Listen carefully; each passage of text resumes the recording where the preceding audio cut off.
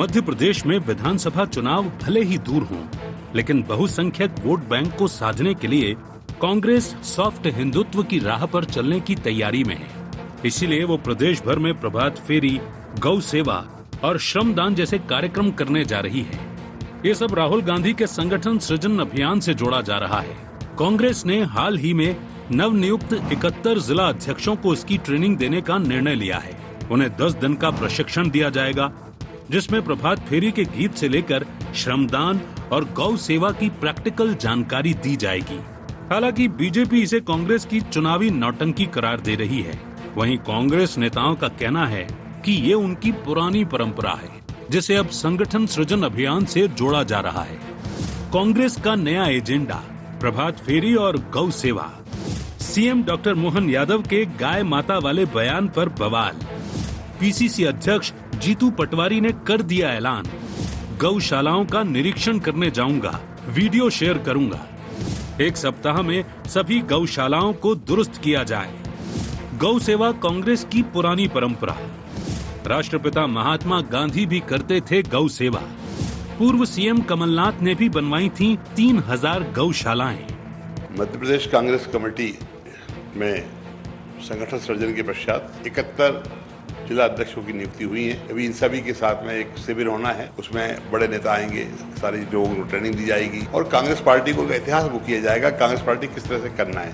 Congress party का जो चल रहा है, सेवा करना, प्रभात फेरी निकालना, जनता की समस्याएं सुनना, चौपाल लगाना और गाय माता की पूजा करना, सारी चीजें अपने आप में एक जो पहला हमारा रहा है वो सारी चीजें हैं। भारतीय जनता पार्टी के दिखावा करते हैं। आदरणीय कमलनाथ जी ने 3000 गौशालाओं का निर्माण करवाया था, जिसमें 1000 गौशाला चालू भी हो गई थी, लेकिन सारी भारतीय जनता के कार्यकाल में बंद हो गई। वहीं कांग्रेस की गौ सेवा पर बीजेपी सवाल उठा रही है।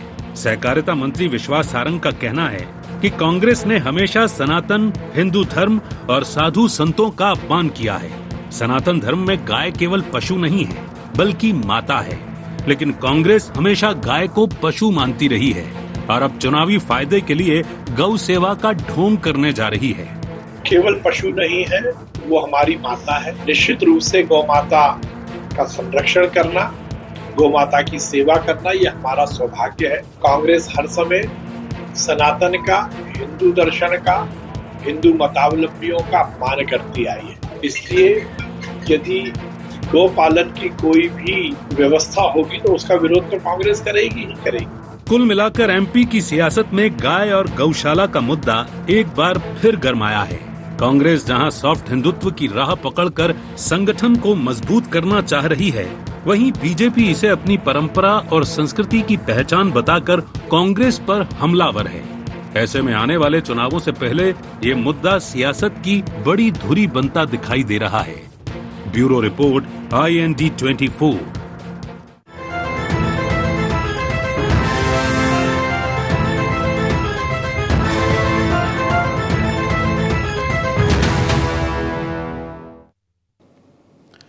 नमस्कार, IND एजेंडे में आपका बहुत बहुत स्वागत। मैं हूं योगीराज योगेश। एजेंडे में आज चर्चा होगी गौ सेवा पर सियासत। दरअसल में गाय को लेकर मध्य प्रदेश में राजनीति गरमाई हुई है और मुख्य विपक्षी दल कांग्रेस और सत्ताधारी दल अपने आप को गौ सेवक सिद्ध करने के लिए पूर्ण जोर लगा रहे हैं। और कौन कितना बड़ा गौ सेवक है, इस बात को लेकर बातचीत चल रही है। हाल ही में असल में मुख्यमंत्री जी का एक बयान आया था कि उसमें उसके पहले जो कांग्रेसियों ने एक धरना प्रदर्शन किया था और कलेक्टर नहीं मिला था तो कुत्ते को ज्ञापन दे आए थे। तो मुख्यमंत्री जी ने कहा था कि हम तो कुत्ते वाले नहीं, हम तो गाय वाले लोग हैं। अब इसके बाद गाय को लेकर सियासत शुरू हो गई और गाय वैसे भी सनातन का एक प्रमुख अंग है और गाय को लेकर आजकल हिंदू धर्म में तो खैर मान्यता है, गाय की हमारे यहाँ पूजा होती है।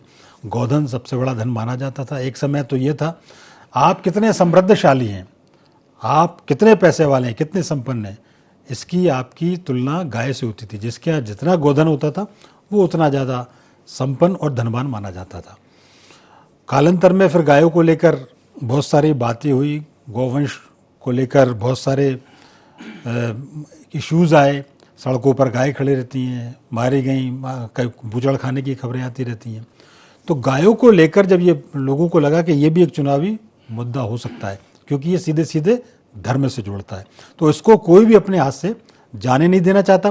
कांग्रेस सॉफ्ट हिंदुत्व की राह पर इसी को लेकर चल पड़ी है और आने वाले विधानसभा चुनाव की तैयारी को लेकर उन्होंने गाय गौ सेवक सॉफ्ट हिंदुत्व इसकी राह पकड़ी है, क्योंकि एक बार 2018 में वो इसी राह के सहारे सरकार में आ गई थी।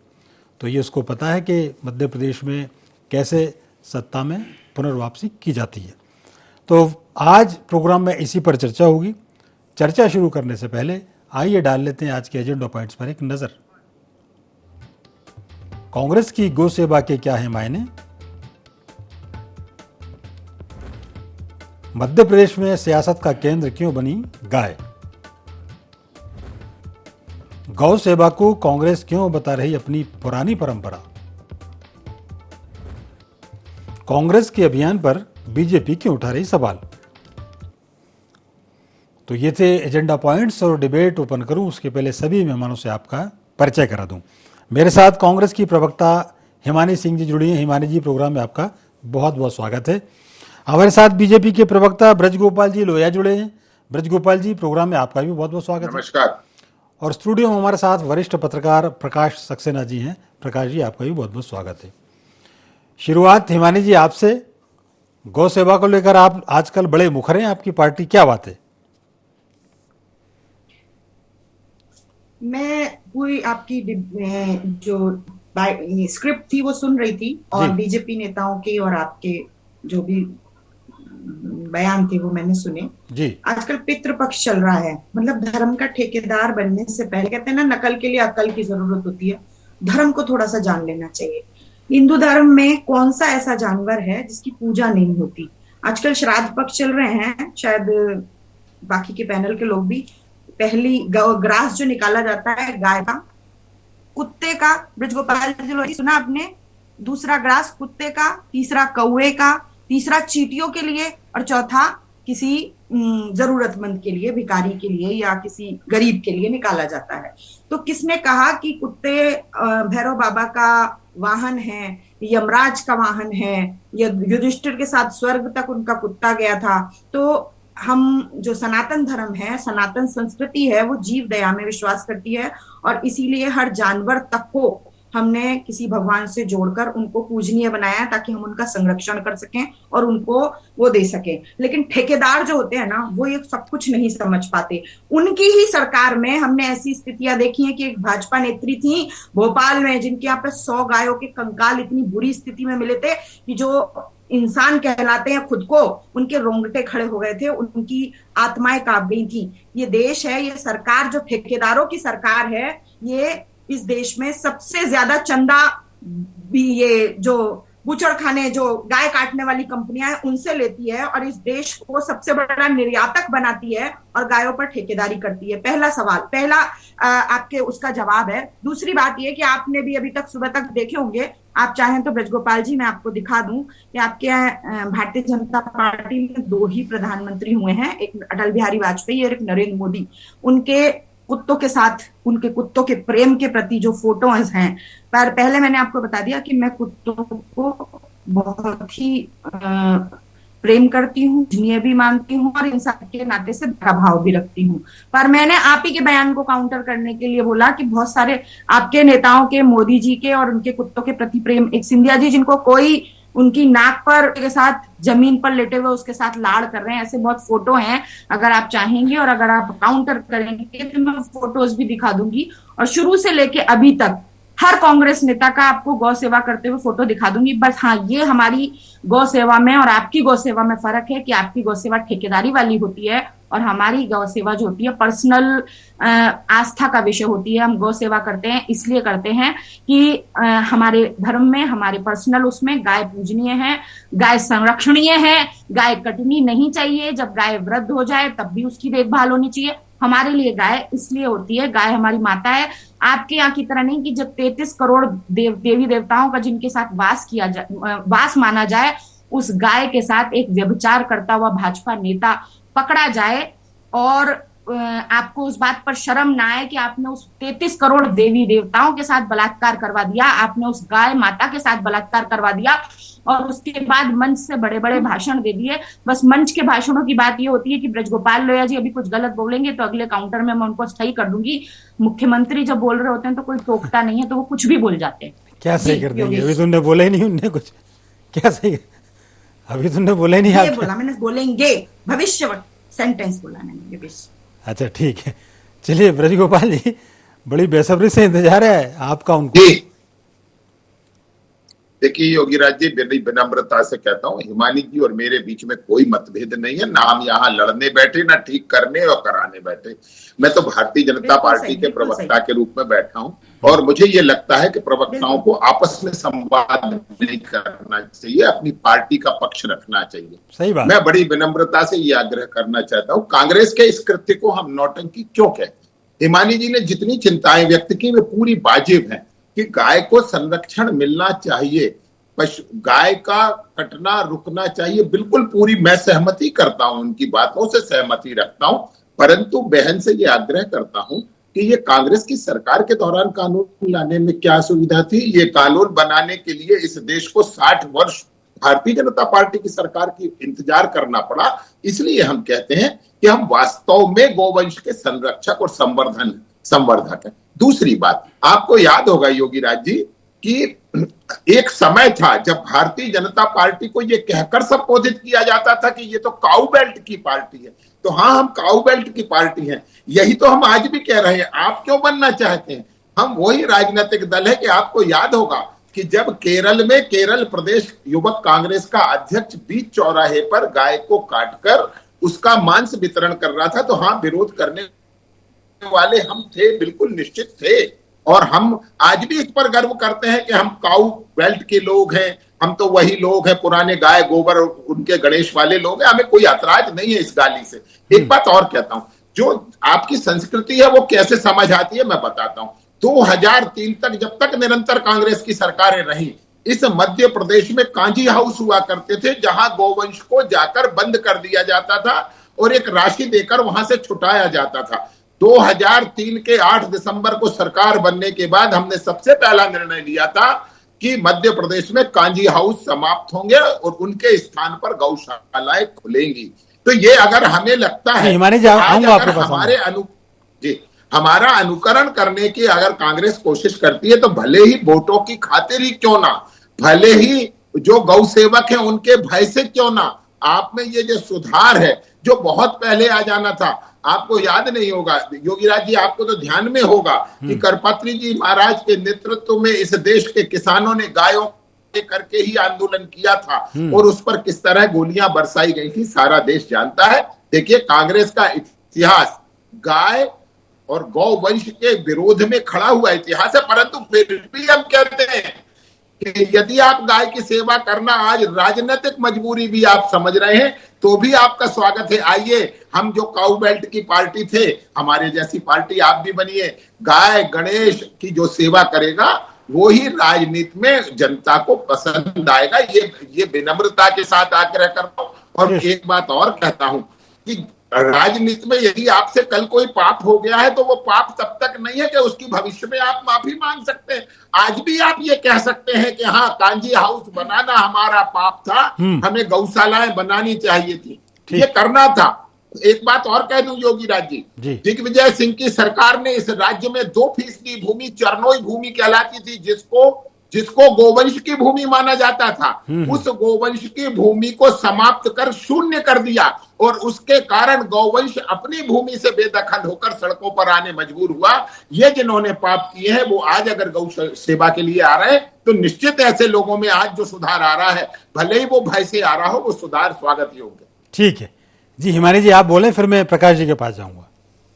बिल्कुल, आप खुद ही स्वीकार कर रहे हैं ब्रजगोपाल जी कि हम वो उसकी पार्टी थे, मतलब अब नहीं है, सिर्फ विपक्ष में बैठ के चिल्ला रहे थे। एक बार भी जवाब नहीं दे पाए कि कैसे सबसे ज्यादा चंदा आपको गाय काटने वालों ने दे दिया, कैसे आपने भारत को सबसे बड़ा निर्यातक बना दिया, कैसे आपके राज्य में आपकी नेत्री ने 100 गौवंशों को कंकाल बना दिया, कैसे आपके एक नेता ने गाय का बलात्कार कर दिया, इन सब का जवाब नहीं दे पाए। एक किरण रिजिजू आपके यहाँ के नेता हैं जो कहते हैं खुलेआम हम गाय खाते हैं, हमें कौन रोक सकता है, उनको आप गाय खाने से नहीं रोक पाए। खुद आपके नेता गाय खा रहे हैं और आप गाय संरक्षक सिर्फ विपक्ष में थे जब तक थे। फिर आपके गिरिराज सिंह जी एक मंत्री हैं इनके, वो ब्रांड एम्बेसडर हैं झटका मीट के, जो कि अगर झटके से खाओ तो वो जीव दया या वो जो गाय की हत्या है या जानवरों की हत्या है उसको वो पवित्र मान लिया जाएगा और उसको जायज मान लिया जाएगा। एक बार भी ब्रजगोपाल जी आप इन बातों का जवाब नहीं दे पाए। आप पूरा अटैक जो है आप सरकार में होते हुए विपक्ष पर कर लिया, पुरानी बातों को लेकर अपनी एक भी बात का आप जवाब नहीं दे पाए। गजब साहब, आपने झटका की जो व्याख्या की है, मुझे तो पता भी नहीं था कि गायों में ऐसा भी कि झटके वाले का बीफ ज़्यादा वो होता है। खैर, आपका प्रश्न मैं पहुंचा रहा हूं ब्रजगोपाल जी के पास तक। ब्रजगोपाल जी एक तो जवाब दे दीजिए, क्योंकि मैं प्रकाश जी वेट कर रहे हैं बहुत देर से। नहीं योगीराज जी, मेरा कोई जवाब नहीं है। मैं बड़ी विनम्रता के साथ आग्रह करना चाहता हूं, मैंने शुरू में कर दिया था।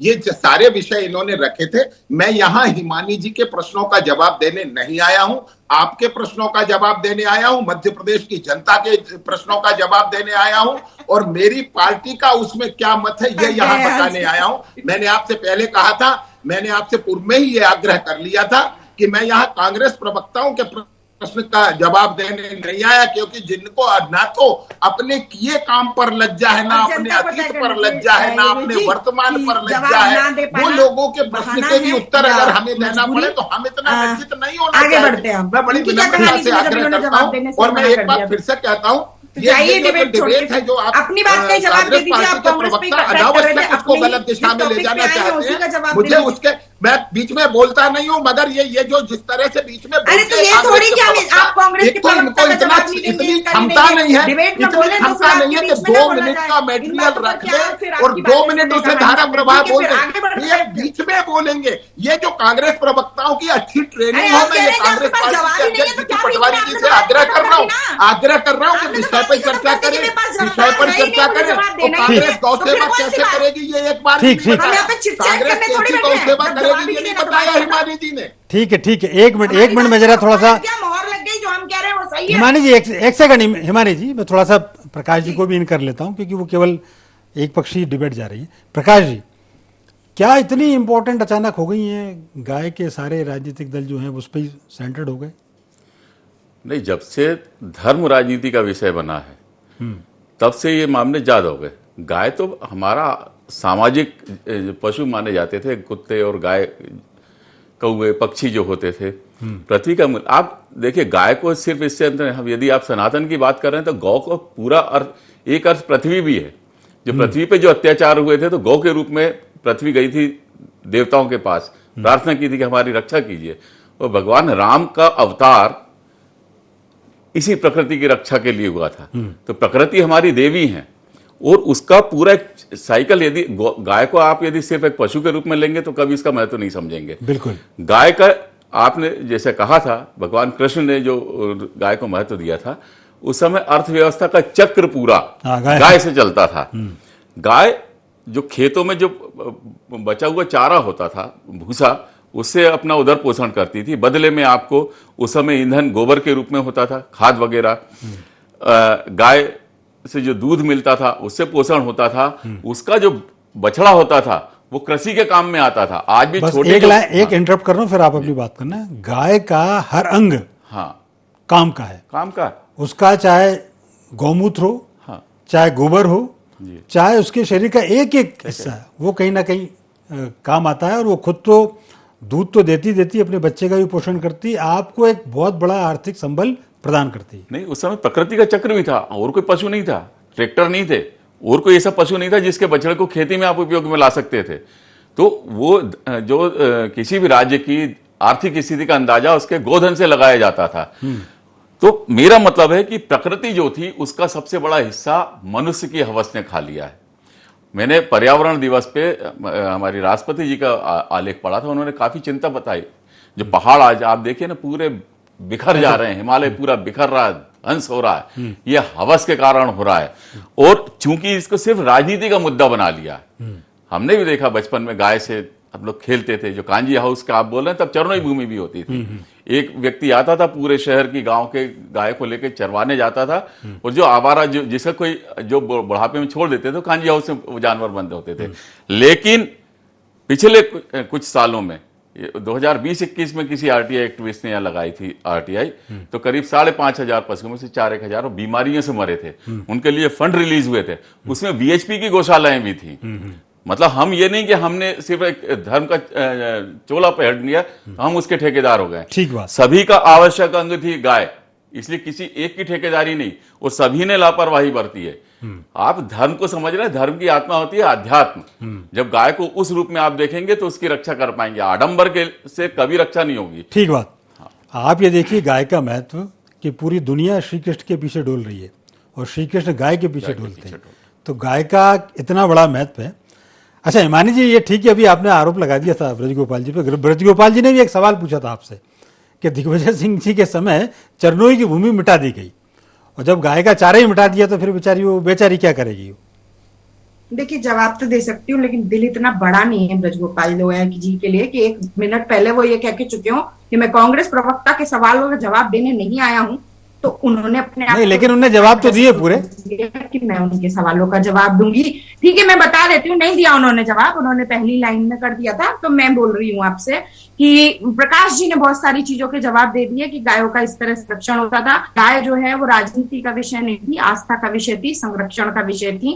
कांग्रेस की सरकार के समय पे जब मैं पढ़ती थी, कांग्रेस की सरकार ही थी, उन्हीं का शासनकाल था। हर साल टीचर्स बताती थी, एक क्वेश्चन बहुत इंपॉर्टेंट हुआ करता था कि दूध एक संपूर्ण आहार है, सिद्ध कीजिए। ये सवाल क्वेश्चन मैंने 10th से लेके ग्रेजुएशन तक मैंने ये इसके मतलब लेवल बढ़ता गया और इस क्वेश्चन को हमने तैयार किया और इसको याद किया।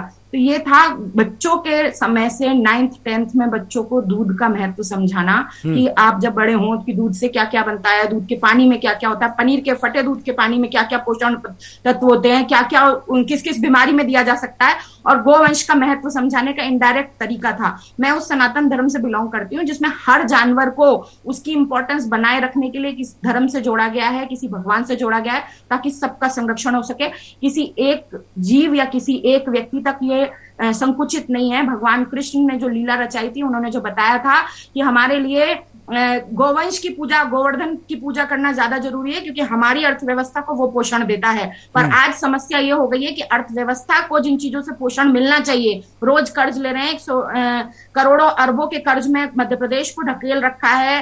रोजगार की कोई कहीं कोई चिंता नहीं है, शिक्षा की कोई चिंता नहीं है, सिर्फ राजनीतिक बयानबाजी कर मुद्दों को गरमाए रखने का प्रयास किया जाता है। गाय हमेशा से आस्था का विषय थी, है और हमेशा रहेगी। हम सभी के लिए जरूरी थी, जीवनदायिनी शक्ति थी, इसीलिए इतनी सारी कहानियां जोड़कर उनको गाय को पृथ्वी से कभी तुलना करके, कभी उसका रूप देकर सब कुछ किया गया। राजनीति का विषय कभी गाय को नहीं बनाया जाना चाहिए, ये मेरा निवेदन है भारतीय जनता पार्टी से। ठीक है, वो फिंगर रेस कर रहे थे ब्रजगोपाल जी, आपके तो नाम ही गोपाल है, आप तो खुद नहीं। मैं तो बोला था एक और प्रोडक्ट के लिए अपडेट कर रहा था केवल। आदरणीय प्रकाश सक्सेना जी ने 2 बातें कही हैं। एक तो गाय से उत्पन्न होने वाले पदार्थों की सूची है, तो उसमें एक शब्द और जोड़ देता हूं, गौरोचन भी गाय का एक बहुत महत्वपूर्ण उत्पाद है जो गाय से हमें प्राप्त होता है। एक समय था जब स्याही और तिलक लगाने में भगवान राम भी उसका इस्तेमाल करते थे। गौरोचन लगता कुंकुमेन सिंदूर कर्पूर मधुत्रयेण, ये हमें लिखने के मंत्र लिखने के और तिलक लगाने के काम आता था। एक बात और जो प्रकाश जी ने कही थी कि राम के अवतार के लिए इसलिए धरती पर आए थे कि धरती गाय का रूप लेकर गई थी, मगर जो राम को काल्पनिक कहें वो गाय के लिए, मैंने आपको बताया ना 60 वर्ष हमने संघर्ष किया है 1951 से लेकर 2016 तक, तब गाय को संरक्षण के लिए कानून हम बना सके। एक बात और कहता हूं, छोड़ेंगे नहीं कभी बहन जी को कोई और कुछ बोलना हो तो कसम खा के। हिमानी जी 1 मिनट उनको बोलने लीजिए, फिर मैं आपके पास आपको फिर टाइम दे दूंगा। ब्रजगोपाल जी बात हो गई आपकी पूरी में प्रकाश जी? नहीं, मैं तो कह रहा हूँ वही बोल रहे, वही ठीक है, ठीक है। मैं तो कहता हूँ हमारे यहाँ तो लेडीज फर्स्ट है, वो पहले बोल रहे हैं, मैं तो आराम से बोल लूंगा, डिबेट के बाद भी बोल। नहीं, हमारे यहाँ तो हमारी तो भावना, असल में क्या होता है, हमारी कथनी करनी एक है, इसलिए हमें बहुत कहने की आवश्यकता नहीं है योगीराज जी। हमारी कथनी करनी एक है, की जरूरत उन्हें है जिनकी कथनी कुछ और है, करनी कुछ और है। इनको क्या मैं समझ नहीं पाता हूँ। ठीक है, हमारे यहाँ डायलॉग्स यहाँ कोई मायने नहीं रखते हैं, यहाँ मायने रखता है कि आपका राष्ट्रीय ठीक है आचरण क्या है, मेरे राष्ट्रीय नेतृत्व का आचरण क्या है, ये कभी एक ठीक है एक जवाब बस प्रकाश जी का, बस एक जवाब प्रकाश जी का। प्रकाश जी, एक तो आप फिंगर उठा रहे थे, उनका जवाब दीजिए आप। ठीक है मानी जी। ब्रजगोपाल जी ने जो कहा कि राम का अस्तित्व को कांग्रेस नहीं मानती, 2023 में जितेंद्र सिंह जी ने भी जो संसद में जवाब दिया था, आप उसका अध्ययन करेंगे तो सब ने राम को समय पे नहीं माना और वैसे माना राजनीतिक हिसाब से, वो अलग राजनीतिक विषय हो जाएगा। मैं सिर्फ समाधान की तरफ आना चाह रहा हूं कि गाय समस्या बनी हुई है खेतों में। यूपी में तो बहुत बड़ा समस्या थी, पिछले चुनाव तक मुख्य मुद्दा था। हमें समाधान कैसे लाना। आज भी जो गायों की जो मृत्यु जो गोबर में धंस के बहुत विभत्स तरीके से हुई है, उसके पीछे बजट ही मेन कारण है कि कुछ विशिष्ट लोगों को बजट अलाट कर देते हैं, उसका कॉशेड बनाकर उसमें उनको बुरी तरह से रखा जाता है, क्योंकि बजट की कमी होती है और वह ढंग से पालन नहीं करते। मैं कह रहा हूं कि आज भी गाय आस्था का विषय है, और आप जो गौशालाएं बनाए वो जो आबादी वाले क्षेत्रों में बनाए, गायों को जनता पाल देगी। ठीक है, लोग खुद अपने हाथों से उसको पूला देंगे। आप यदि उसका मॉडल देखना है, गायत्री मंदिर में भी देख सकते हैं। ठीक बात, पूरा पब्लिक देखिए एक बात जरूर है, देखिए एक बात यहाँ ये इतनी तय जरूर हुई कि चाहे भाजपा हो, चाहे कांग्रेस हो, चाहे कोई हो, लेकिन गायों को लेकर सब संवेदनशील है, और सबकी इच्छा ये है कि गौ माता, जब हम उसमें माता शब्द आ गया है तो फिर कोई बात रह नहीं जाती, और उसका संरक्षण संवर्धन करना हम सबकी जिम्मेदारी है। और ये निश्चित तौर पर मेरा ये मानना है कि जो एक समय गौवंश की जो वैल्यू थी कृष्ण, भगवान कृष्ण के समय, शायद हो सकता है दोनों राजनीतिक दल यदि इस बात पर एक राय तो वैसा ही गौवंश का स्वर्ण समय फिर हमको देखने को मिलेगा। समय इतना ही था। आप तीनों का बहुत बहुत धन्यवाद और शुक्रिया। तो IND एजेंडा में फिलहाल इतना ही। आप हमारे साथ बने रहिए, जुड़े रहिए और देखते रहिए IND 24। नमस्कार।